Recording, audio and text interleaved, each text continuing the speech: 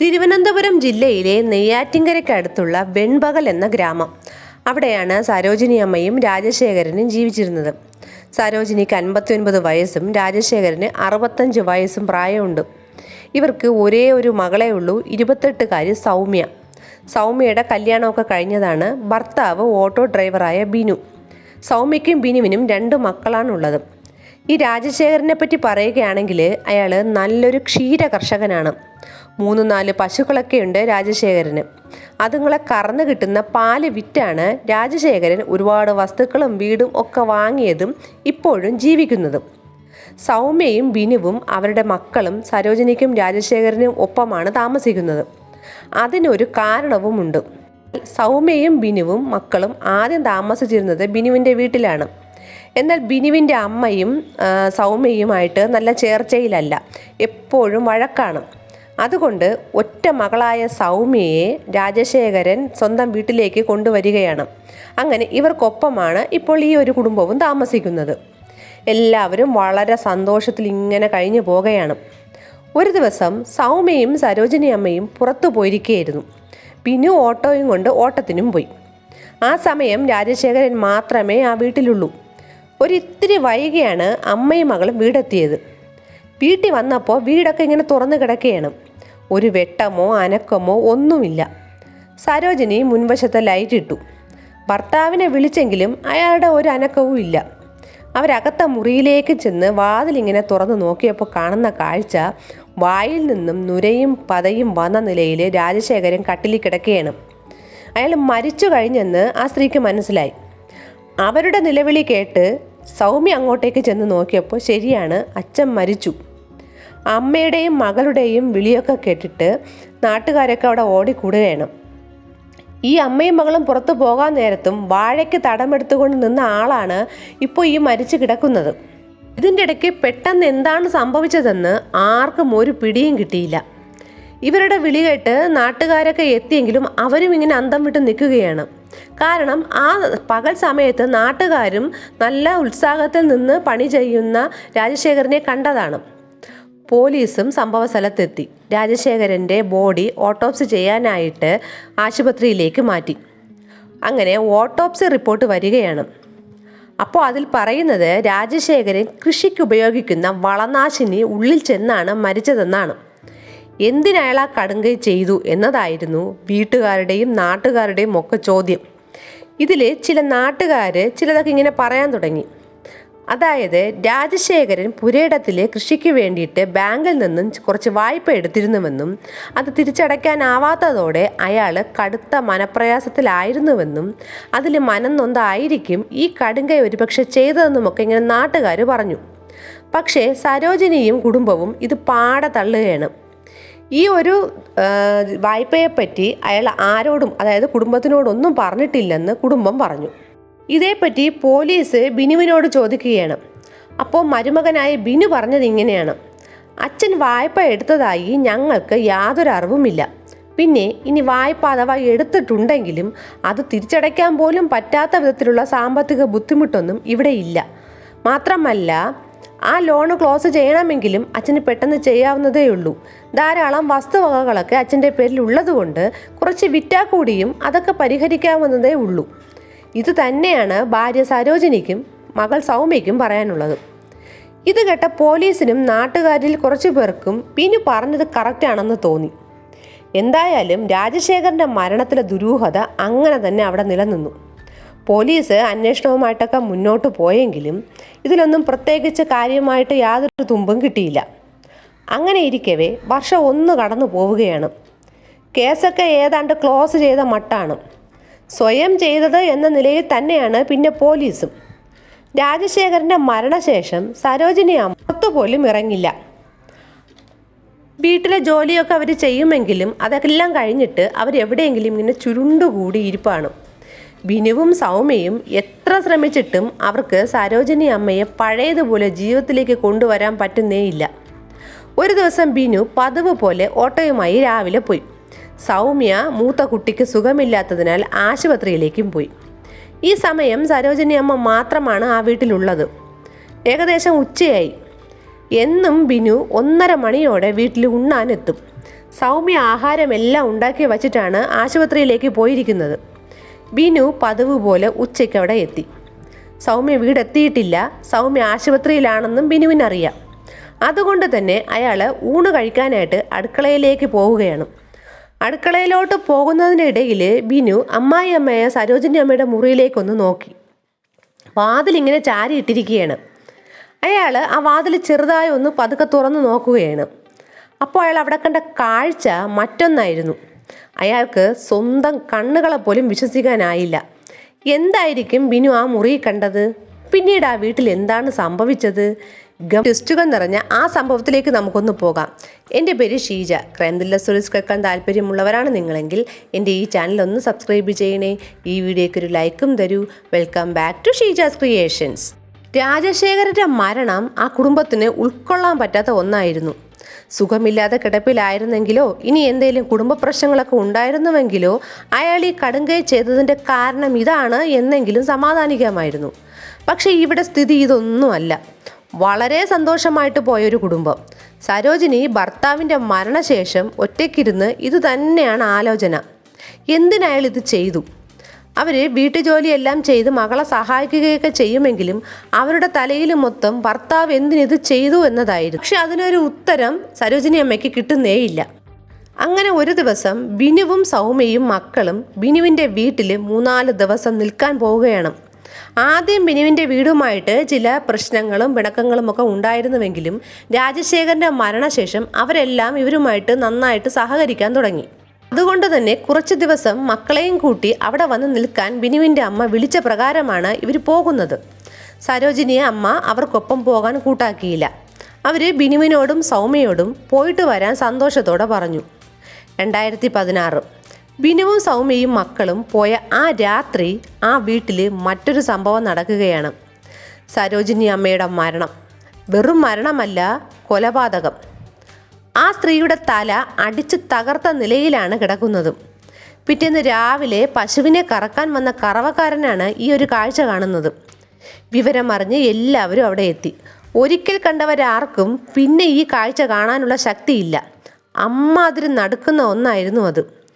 Police crime സീനിലെത്തി. Police എത്തുന്നതിന് മുന്നേ നാട്ടുകാർ തന്നെ സ്ത്രീകളെ ഒന്നും ആ കാഴ്ച കാണാൻ അനുവദിക്കാതെ മാറ്റി നിർത്തി. പോലീസിന് ഒരു ചുക്കും ഈ ക്രൈം സീനിൽ നിന്നും കണ്ടെത്താനായില്ല. കൊല്ലാൻ ഉപയോഗിച്ച ആയുധമോ മറ്റു തെളിവുകളോ ഒന്നും തന്നെ കൊലപാതകി അവിടെ ഇട്ടിട്ടില്ല. എന്തിന് ഫിംഗർ പ്രിൻറ്റ്സ് പോലും പോലീസിന് കണ്ടെത്താനായില്ല. അത്രയ്ക്ക് കണ്ണിങ് ആയിട്ടാണ് കൊലപാതകി കൊല നടത്തിയിരിക്കുന്നത്. പോലീസ് ആ ഗ്രാമത്തിനെ ചുറ്റിപ്പറ്റി തന്നെ ഇങ്ങനെ അന്വേഷിക്കുകയാണ്. ഇവരുടെ വീടുമായിട്ട് അടുപ്പമുള്ള എല്ലാവരെയും മാറി മാറി ചോദ്യം ചെയ്തു. ഇത് ഒരു ഉൾഗ്രാമമായതുകൊണ്ട് പെട്ടെന്ന് ആർക്കും അവിടെ കയറി ഇങ്ങനൊരു കാര്യം ചെയ്തിട്ട് അത്ര പെട്ടെന്ന് അവിടെ നിന്ന് പോകാനും ബുദ്ധിമുട്ടാണ്. സരോജിനിയുടെ മരണം നടന്ന് 3 ദിവസം കഴിഞ്ഞു. ഒരു സുപ്രഭാതത്തിൽ സരോജിനി അമ്മയുടെ ഘാതകനെ കണ്ടുപിടിച്ച വിവരമാണ് നാട്ടുകാരറിയുന്നത്. ഘാതകനെ കൂടി കണ്ടപ്പോൾ എല്ലാവരും ഞെട്ടിപ്പോയി. പുരുഷോത്തമൻ, ഇവരുടെ വീടിൻ്റെ 3-4 വീട് മാറിയുള്ള അയൽവാസി. പുരുഷോത്തമൻ അല്ലറ ചില്ലറ മോഷണവും ഒക്കെ ആയിട്ട് ജീവിക്കുന്ന ഒരാളാണ്. ആരോടും അധികം സംസാരിക്കുകയൊന്നുമില്ലാത്ത ഒരു പ്രകൃതം. എല്ലാവരും പറഞ്ഞു ഇവൻ ആ വീടിനെ ചുറ്റിപ്പറ്റി നടക്കുന്നത് പലപ്പോഴും കണ്ടിട്ടുണ്ട്. ഇവനായിരിക്കും വലതും മോഷ്ടിക്കാൻ പാവം ആ സരോജിനി അമ്മയെ ഇങ്ങനെ തലക്കടിച്ച് കൊന്നത്. പോലീസ് പുരുഷോത്തമനെ പൊക്കിയെടുത്ത് ചോദ്യം ചെയ്യാൻ തുടങ്ങി. പോലീസ് അത്യാവശ്യം അടിമുറകളൊക്കെ പ്രയോഗിച്ച് തന്നെയാണ് പുരുഷോത്തമനെ ക്വസ്റ്റ്യൻ ചെയ്യുന്നത്. എത്ര ചോദിച്ചിട്ടും അയാൾക്ക് പറയാൻ ഒന്നേയുള്ളൂ, സാറേ, നിങ്ങൾ ഇത് എത്ര എന്നെ ഉപദ്രവിച്ചാലും എനിക്ക് പറയാൻ ഒന്നേയുള്ളൂ, എൻ്റെ കുഞ്ഞുങ്ങളാണ് സത്യം. ഞാനൊരു ഈച്ചയെ പോലും ഇന്ന് വരെ കൊന്നിട്ടില്ല. ഒടുവിൽ പോലീസിന് മനസ്സിലായി ഇയാൾ നിരപരാധിയാണെന്ന്. പുരുഷോത്തമനെ അങ്ങനെ പോലീസ് വെറുതെ വിട്ടു. പിന്നെ ആര്? ഇവിടെ പോലീസിൻ്റെ അന്വേഷണം തണുത്തുറയാൻ തുടങ്ങുകയാണ്. നാട്ടുകാരൊക്കെ പറഞ്ഞു ആ വീടിന് എന്തോ ഒരു ദോഷമുണ്ട്. അവിടെ താമസിച്ചാൽ അനർത്ഥങ്ങൾ പലതും ഉണ്ടാകുമെന്നും ഈ വീട് ഒഴിഞ്ഞു പോകുന്നതാണ് നല്ലതെന്നും നാട്ടുകാരും ബന്ധുക്കളും സൗമ്യയോടും ബിനുവിനോടും പറഞ്ഞു.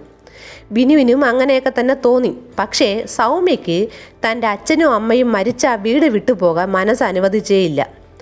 അവർ വീണ്ടും അവിടെ തന്നെ അങ്ങനെ താമസിക്കുകയാണ് സൗമ്യയുടെ ആഗ്രഹപ്രകാരം. ഈ ഒരു കേസ് അന്വേഷണം ഫ്രീസായ മട്ടിലാണിപ്പോൾ. അപ്പോഴാണ് ഇതിൻ്റെ അന്വേഷണം ക്രൈംബ്രാഞ്ചിന് വിട്ടുകൊണ്ട് ഉത്തരവാകുന്നത്. ക്രൈംബ്രാഞ്ച് ഇത് ഒന്നേന്ന് തുടങ്ങുകയാണ്. ഈ സമയത്ത് ആ ദുരന്ത വീടെന്ന് നാട്ടുകാർ പറയുന്ന അവിടെ സൗമ്യയും ബിനുവും അവരുടെ മക്കളുമൊത്ത് പഴയതുപോലെ അവരുടെ ജീവിതത്തിലേക്ക് പോവുകയാണ്. ബിനു രാവിലെ ഓട്ടോ ഓടിക്കാൻ പോകും. സൗമ്യ മക്കളെയും വീട്ടുകാര്യങ്ങളൊക്കെ നോക്കി അവിടെ തന്നെ കാണും. അങ്ങനെ ഇരിക്കെയാണ് കുറച്ച് മാസങ്ങൾ കഴിഞ്ഞപ്പോൾ വെൺപകൽ ഗ്രാമവാസികൾ വീണ്ടും ഒരു ദുരന്ത വാർത്ത കേട്ടുണരുന്നത്. സൗമ്യ കിണറ്റിൽ ചാടി മരിച്ചു. 3 ദുർമരണമായി. അപ്പോൾ തന്നെ നാട്ടുകാർക്ക് വല്ലാത്തൊരു നടുക്കുപോയി. ബിനു 2 മക്കളെയും കെട്ടിപ്പിടിച്ച് കരഞ്ഞ് തളർന്നിങ്ങനെ ഇരിക്കുകയാണ്. ആൾക്കാരിൽ ചിലർ ബിനുവിനോട് ചോദിച്ചു, ഇതെങ്ങനെ സംഭവിച്ചു ബിനു? ബിനു പറഞ്ഞു, സാമ്പത്തിക ബുദ്ധിമുട്ടുകൾ ചിലതൊക്കെ ഉണ്ടായിരുന്നു എന്നത് സത്യം. എല്ലാ വീട്ടിലെയും പോലെ അതിൻ്റെ പേരിൽ ഞങ്ങൾക്കിടയിൽ ചില വഴക്കുകൾ നടക്കാറുണ്ടായിരുന്നു. കുറച്ച് കഴിയുമ്പോൾ ഞങ്ങളത് മറക്കുകയും പിന്നീട് ഞങ്ങൾ മിണ്ടുകയും ചെയ്യും. വീടല്ലേ, വഴക്കില്ലാത്ത ഏതെങ്കിലും വീടുണ്ടോ? അതിന് ഇവൾ ഇങ്ങനെ ചെയ്യുമെന്ന് ഞാൻ കരുതിയില്ല എന്നും പറഞ്ഞ് ബിനു വിതുമ്പി കരയുകയാണ്. കേട്ടവരൊക്കെ ബിനുവിനെ സമാധാനിപ്പിച്ചു. അവരൊക്കെ കുറ്റവും പറഞ്ഞു. അപ്പോഴേ പറഞ്ഞതല്ലേ ഈ വീടിന് എന്തോ കുഴപ്പമുണ്ടെന്ന്. മക്കളെന്ന് പറഞ്ഞാൽ സൗമ്യയ്ക്ക് ജീവനാണ്, അതും എല്ലാവർക്കും അറിയാം. എന്നിട്ടും അവൾ ആ മക്കളെ വരെ മറന്നിട്ടിത് ചെയ്തെങ്കിൽ ഈ വീടിൻ്റെ ദോഷം തന്നെയാണ്. ബിനുവിൻ്റെ മക്കളെയും പിടിച്ചുകൊണ്ടുള്ള ആ ഇരിപ്പ് ആർക്കും കണ്ടു നിൽക്കാൻ പോലും ആയില്ല. അത്രയ്ക്ക് കഷ്ടമായിരുന്നു. സൗമ്യയുടെ ബോഡി കിണറ്റിൽ നിന്നും ഇങ്ങനെ പുറത്തെടുക്കുകയാണ് പോലീസ്. ശരീരത്തിൽ പല മുറിവുകളും ഉണ്ട്. കിണറ്റിൽ ചാടിയതല്ലേ, സ്വാഭാവികമായിട്ട് മുറിവുകൾ ഉണ്ടാകും. ബോഡി ഓട്ടോപ്സിക്ക് അയച്ചു. പോലീസ് ചോദിച്ചു, മരിക്കുന്നതിന് മുൻപ് എന്തേലും പ്രശ്നങ്ങൾ നിങ്ങൾക്കിടയിൽ നടന്നോ? ബിനു പറഞ്ഞു, നടന്നു. ഇന്നലെ രാത്രിയും ചെറിയ തോതിൽ വഴക്കൊക്കെ ഉണ്ടായി. എനിക്കിപ്പോൾ ഓട്ടം ഒന്നുമില്ല വലുതായിട്ട്. പൈസയുടെ കാര്യം പറഞ്ഞ് ഞങ്ങളൊന്ന് വഴക്കിട്ടു. ഞാനതത്ര സീരിയസ് ആക്കിയതുമില്ല. രാവിലെ എഴുന്നേറ്റപ്പോൾ അവളെ കണ്ടില്ല. എനിക്ക് കുളിക്കാൻ വെള്ളം വരെ കോരി കുളിമുറിയിൽ വച്ചിട്ടാണ് അവൾ ഇന്നലെ കിടന്നുറങ്ങിയത്. ഓട്ടോപ്സി റിപ്പോർട്ടിൽ സൗമ്യയുടെ ശരീരത്തിൽ മുറിവുകളൊക്കെ ഉണ്ടെങ്കിലും, അതായത് 2 കാലുകളും ആരോ പിടിച്ചു പൊക്കി കിണറ്റിലേക്ക് ഇട്ടു എന്ന് വ്യക്തമായി. അപ്പോൾ ഇതും കൊലപാതകം തന്നെയെന്ന് പോലീസിന് മനസ്സിലായി.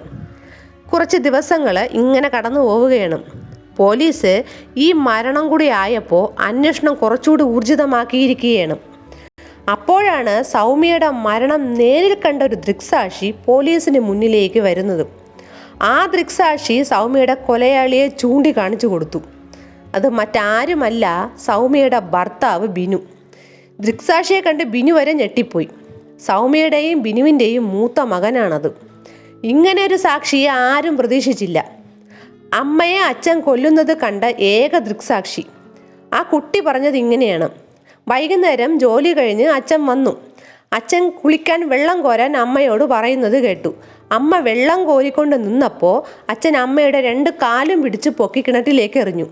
ഞാൻ അടുക്കളയുടെ പടിയിൽ നിന്നും എല്ലാം കണ്ടു. അതിനുശേഷം ഞാൻ പേടിച്ച് അടുക്കളയുടെ കതകിനിടയിൽ ഒളിച്ചു നിന്നു. ബിനുവിനെ പോലീസ് അറസ്റ്റ് ചെയ്യുകയാണ്. ശരിക്കും നടന്നത് ഇങ്ങനെയാണ്. ബിനുവും സൗമ്യയും പ്രേമിച്ച് കല്യാണം കഴിച്ചവരാണ്. ആദ്യം മുതലേ ബിനു പ്രശ്നക്കാരനായിരുന്നു.